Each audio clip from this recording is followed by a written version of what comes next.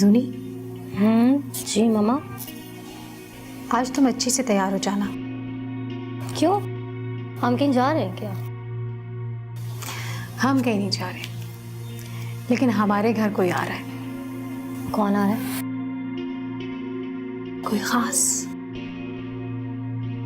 और वो खास इंसान कौन है?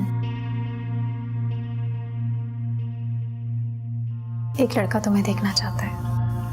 मगर क्यों मम्मा? जब लड़कियां जवान हो जाती हैं तो कोई लड़का उनको क्यों देखता है? शादी के लिए ना। मामा मैं आपको ऐसा नहीं समझती थी। हम दोनों आपके लिए बोझ बनते जा रहे हैं ना। तो मैं क्या करूं? सारी जिंदगी तुम्हें घर में बिठा कर रखूं, तुम्हारी शादी नहीं करूं? मत बिठाएं, मगर शादी की इतनी क्या जल्दी है आपको?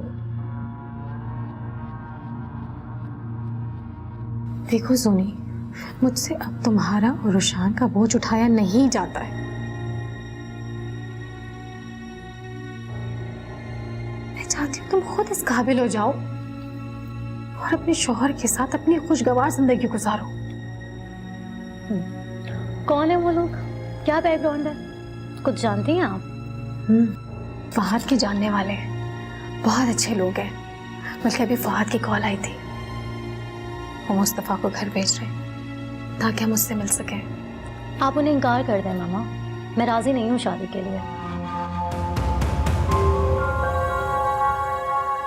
और अगर वो घर आ भी जाते हैं ना तो मैं उनके सामने नहीं आऊंगी।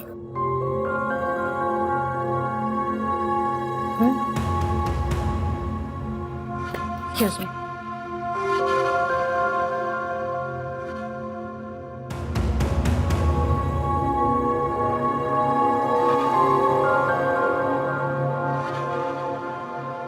मुझे तंग कर रही है, पता ले रही है मुझसे ये। उससे मिलने में कोई हर्ज नहीं है, इससे तुम्हें पता लग जाएगा कि वो किस टाइप का आदमी है।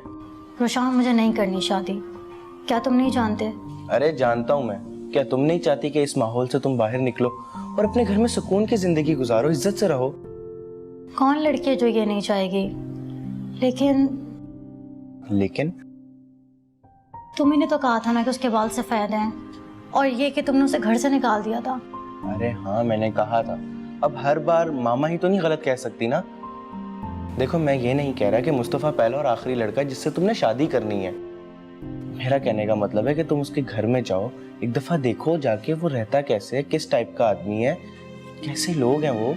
मैं अकेली नहीं जाऊंगी वहाँ, तुम सब साथ चलोगे मेरे। तुम अकेली नहीं हो मेरी बहन, मैं हमेशा तुम्हारे साथ।